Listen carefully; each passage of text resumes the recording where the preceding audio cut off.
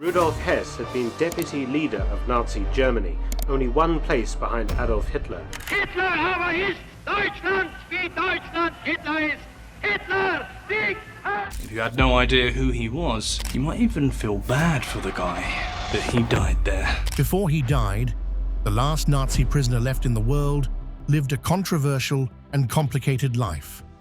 Rudolf Hess is known as a close ally and deputy to the infamous Adolf Hitler, taking part in many of his war crimes. But what many don't know is that he was fanatical and mentally unstable and showed no remorse, saying he would do it all over again if he had the chance. But what exactly did he do that made it impossible to be released from prison? From Hitler's inner circle to the only prisoner in a military prison, Rudolf Hess's life was one of the steepest descents in modern history. Once Hitler's deputy Führer, Hess ended his life locked behind bars for nearly half a century. By the time he died in 1987, at age 93, he was the last surviving major Nazi leader still imprisoned. What made Hess the only Nazi prisoner left was not just his weight of his crimes, but his role in coming up with some of the craziest Nazi racial laws that oppressed Jews for years, and his obsession with obeying every instruction from Hitler. Western powers tried to get him released from the prison due to his age and declining health, but the Soviet Union vetoed these attempts, saying that freeing Hess might lead to a Nazi uprising, as he was the role model for many extremists at that time. But even as he got older and the global conflicts were over, he refused to repent. He had said that if he could do it all over again, he would follow Hitler without hesitation. But how did he end up as the only Nazi prisoner left in the world? This Nazi prisoner wouldn't have been in so much trouble if he hadn't committed crimes in the first place. But before all of this happened, Rudolf Walter Richard Hess was as normal as he could be and shaped by family upbringing and the chaos of World War I. He was born on April 26, 1894, in Alexandria, Egypt. His father, Fritz Hess, was a German wholesale merchant, while his mother, Clara Munch, had German roots as well. The family was fairly well off. Hess spent the first part of his childhood in Alexandria, attending a German-language Protestant school. When he was about 14, the family returned to Germany, and Hess was enrolled in a boarding school in Bavaria.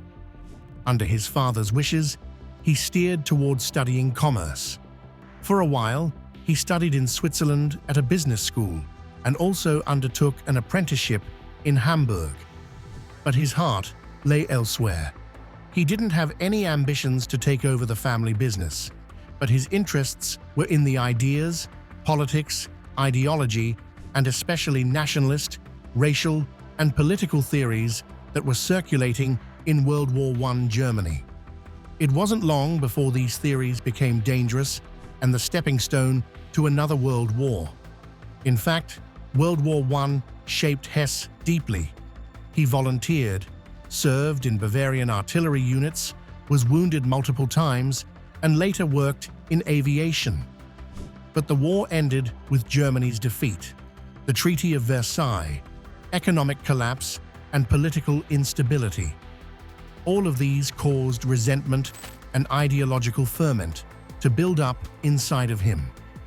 After the war, he enrolled at the University of Munich, with his studies influenced by figures like Karl Haushofer, whose ideas about geopolitics and Lebensraum, or living space, became important to Nazi ideology. But Hess wasn't there to study.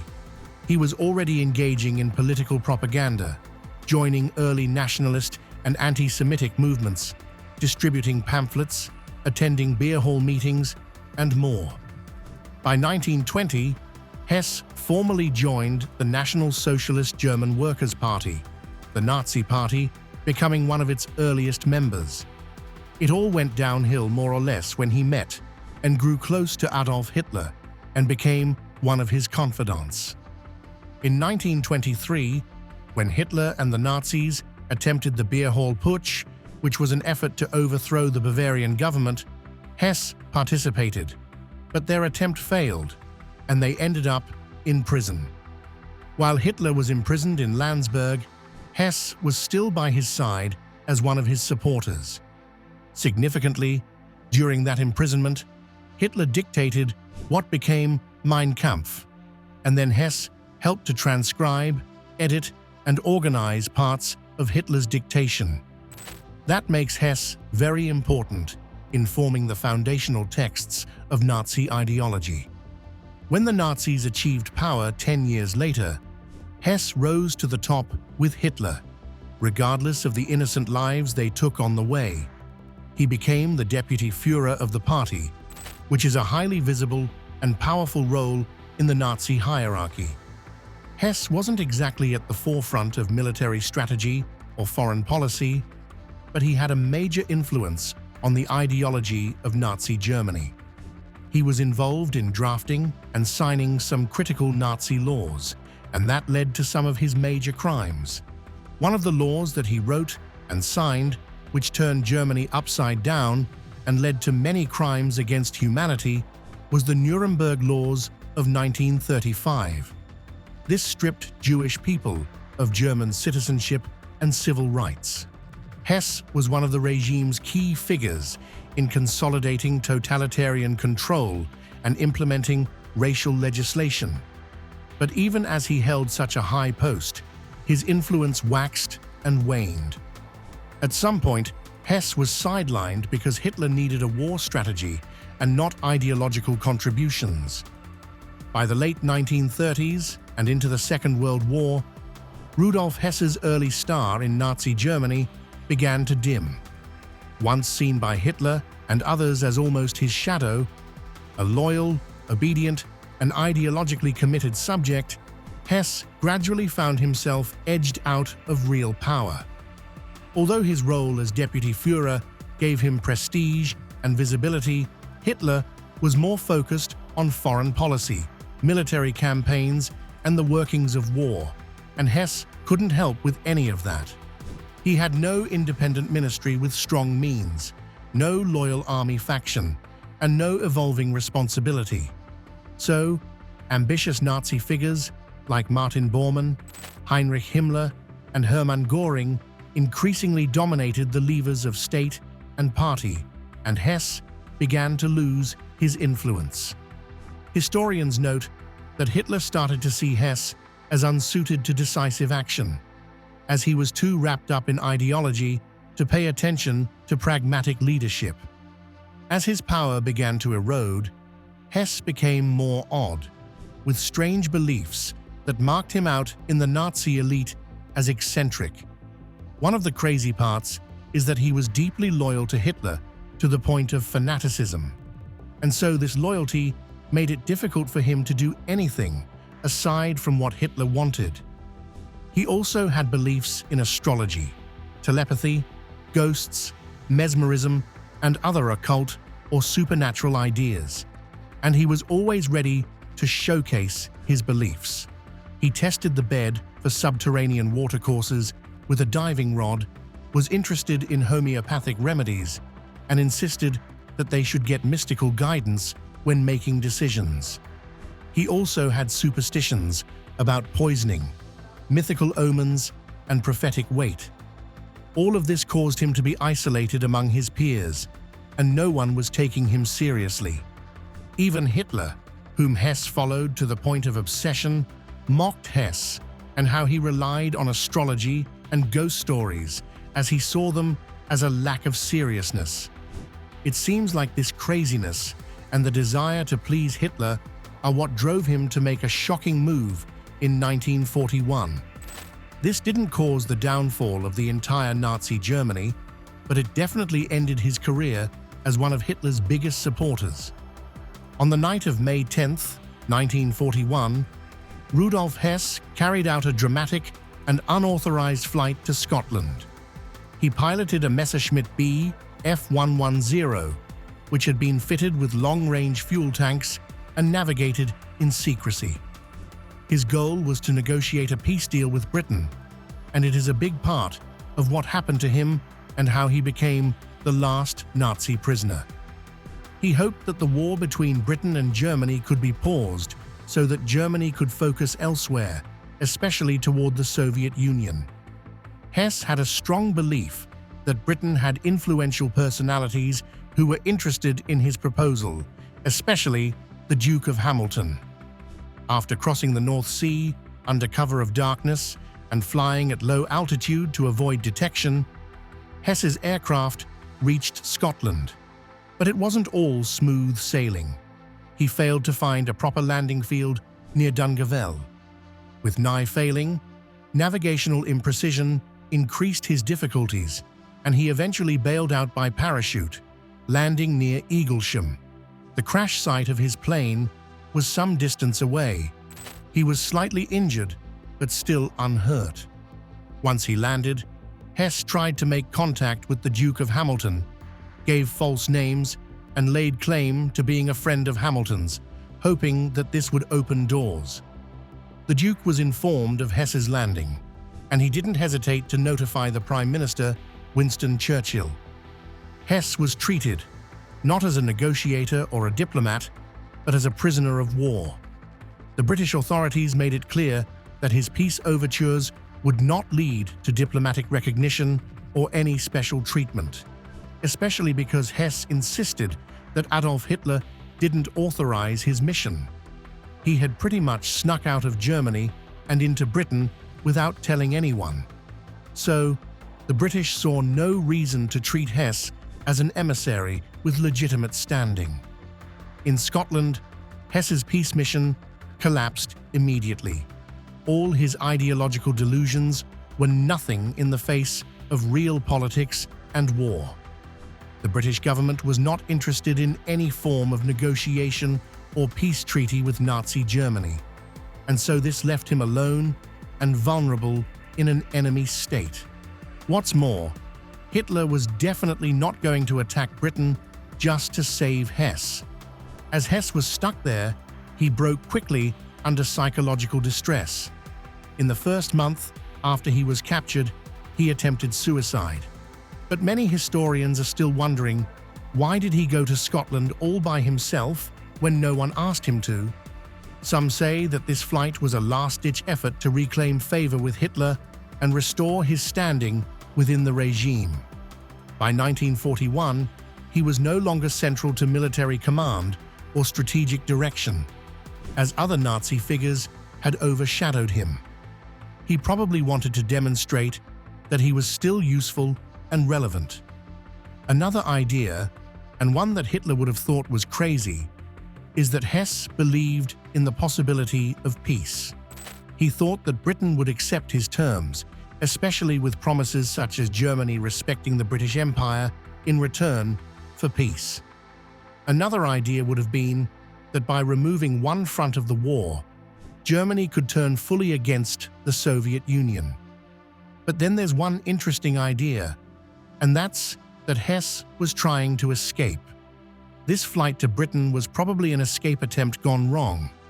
Perhaps he saw no other way out of his position in Nazi Germany, or he feared worse consequences if he stayed in Germany during the war. After Hess's ill-fated flight to Scotland, he was locked up by Britain from 1941 till the end of the war. He was permanently out of Hitler's favor too, as Hitler never bothered to rescue him or negotiate for his release. Once the war ended and the Allies turned their sights to formally prosecuting Nazi leaders, Hess was among the defendants brought before the International Military Tribunal at Nuremberg, starting in late 1945. During the trial, Hess was among the principal defendants brought before the International Military Tribunal at Nuremberg. The trials started in November 1945, when Hess was indicted along with many other senior Nazi officials for major crimes stemming from the war. At Nuremberg, the charges against Hess fell under several counts in the indictment. These include conspiracy to commit crimes and crimes against peace, which include planning, initiating, or waging wars of aggression, war crimes, and crimes against humanity. Hess was found guilty specifically on the counts of conspiracy and crimes against peace, but he was not found guilty of war crimes or crimes against humanity. During the trial, one of the most peculiar aspects of Hess's behavior was related to his mental state. There were multiple debates over whether he was fit to stand trial. At first, he appeared confused or claimed amnesia, with some believing he was hiding behind mental instability. But the tribunal didn't accept any of his claims of insanity and judged him to be competent to stand. They said that although his demeanor was strange at times, he understood the charges and was capable of participating in his defense. But for his defense, Hess mostly said that he flew to Scotland as an effort to bring peace, and that he had no involvement in the wartime decisions after he was imprisoned in Britain. The tribunal rejected many of his defenses, especially since he still wrote many of the brutal laws in Nazi Germany, including the law that caused the Jews to lose their citizenship. In October 1946, after nearly a year of hearings, evidence, and cross-examinations, the tribunal delivered its verdict. Hess was sentenced to life imprisonment. He was one of a small group of defendants who received prison sentences rather than death. After being convicted at the Nuremberg trials in 1946, Rudolf Hess was sentenced to life imprisonment and transferred to Spandau prison, which stood in Berlin under the joint control of the four Allied powers: the United States, Britain, France, and the Soviet Union. Spandau had been built for many more inmates, but over time it became the home of only one, who was prisoner number 7, as Hess was officially called. Spandau's early years were strict and highly regulated. Hess and his fellow Nazi prisoners underwent medical examinations and were assigned prison garb. They were addressed only by number, not name. Hess, like the others, had minimal privileges, limited paper and writing materials. A small library was available, but new reading materials had to be specially requested. Communication with the outside world was tightly controlled. Letters, visitors, and even newspapers were strictly censored. For some years, there were several inmates, but from 1966 onward, Hess was alone. His co-defendants either died, were released for health reasons, or were pardoned. He became Spandau's only prisoner, living in a fortress built for hundreds. As he aged, some of the harshest restrictions eased. By the 1970s and 80s, Hess was granted more freedoms. He could receive books monthly, watch television with restrictions, access a library more freely, move more within the cell block, and enjoy walks in the garden. The installation of a lift made reaching certain parts of the prison easier for him. Medical care, too, was more regularly provided, including stays in the British military hospital when needed. Despite these relaxations, many controls remained in place, even in his later years.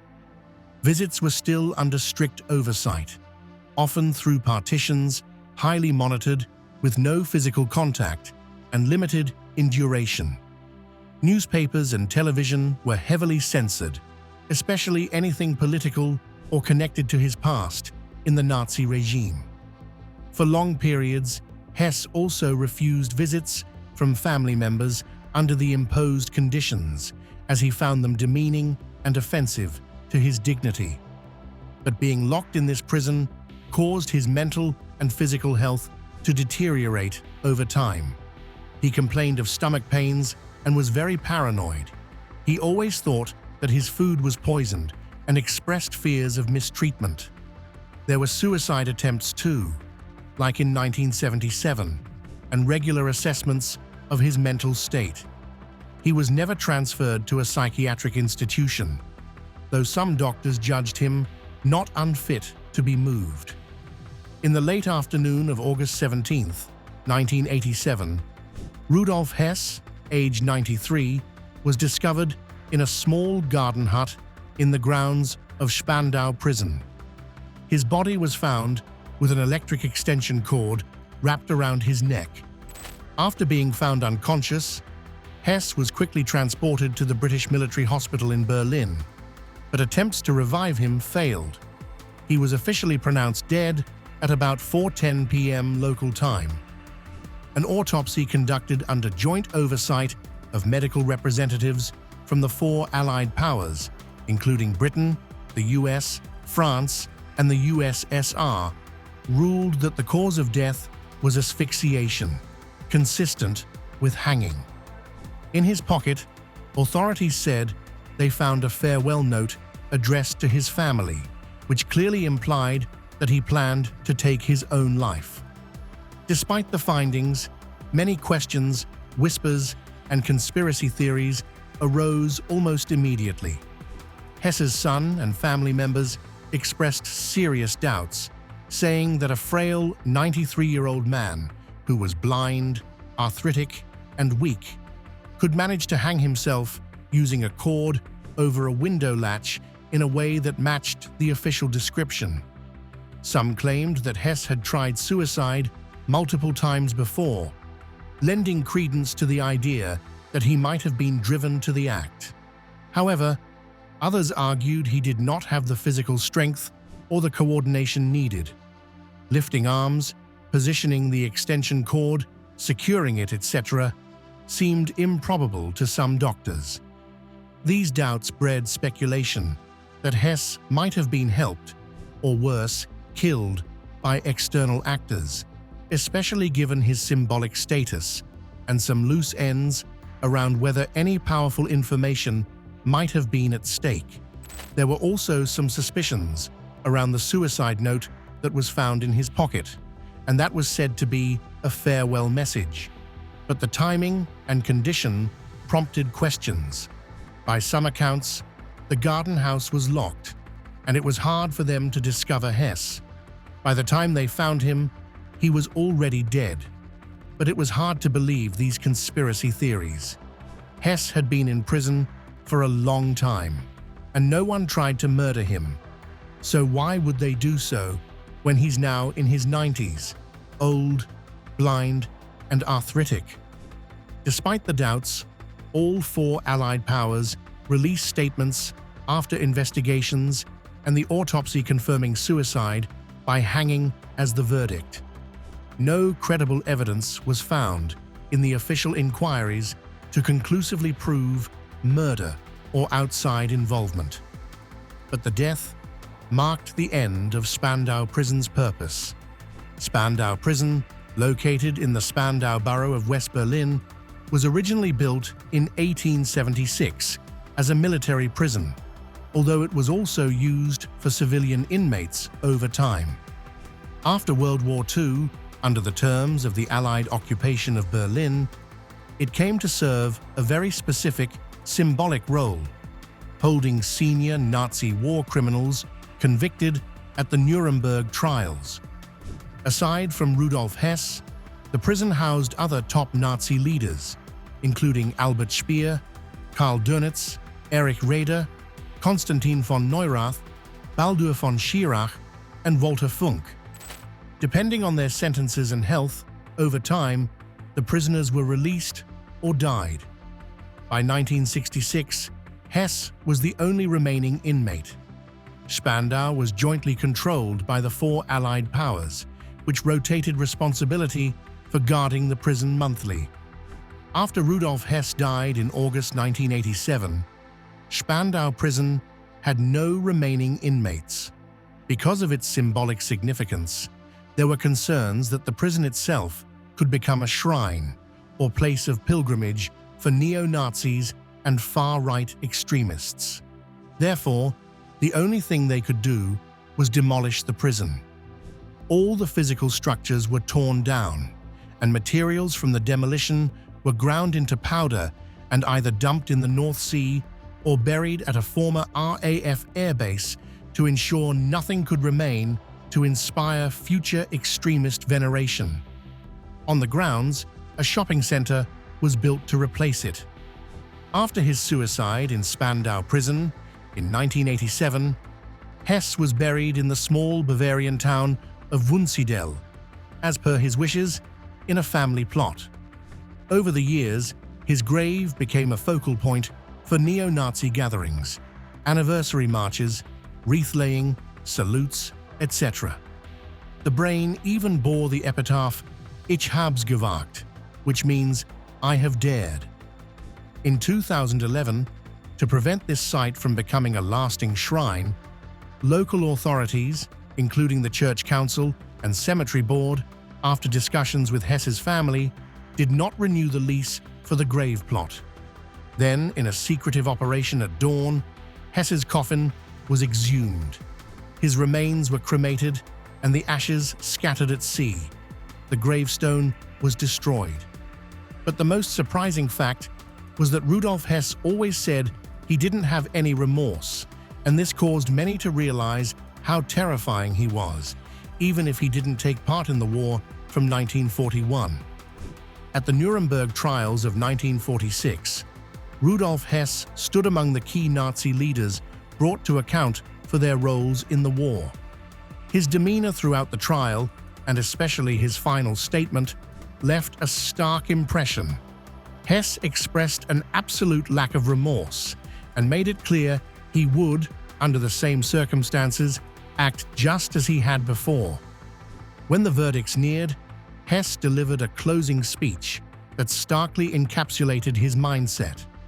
He said that he had the privilege of serving Hitler for many years, and that he would not wish to erase that time from his life.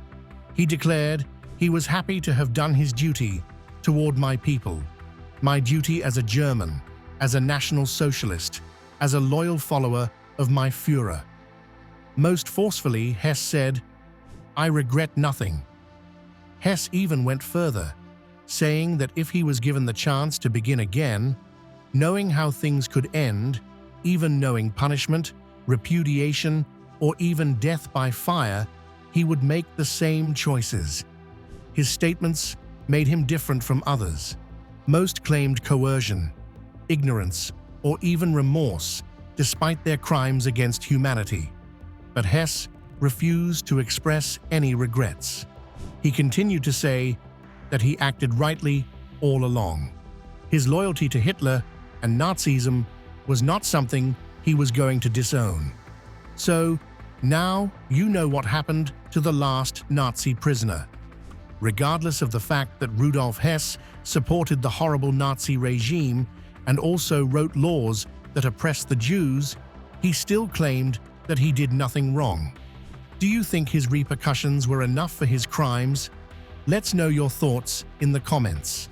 So, thanks for watching this video, and we will see you in the next one.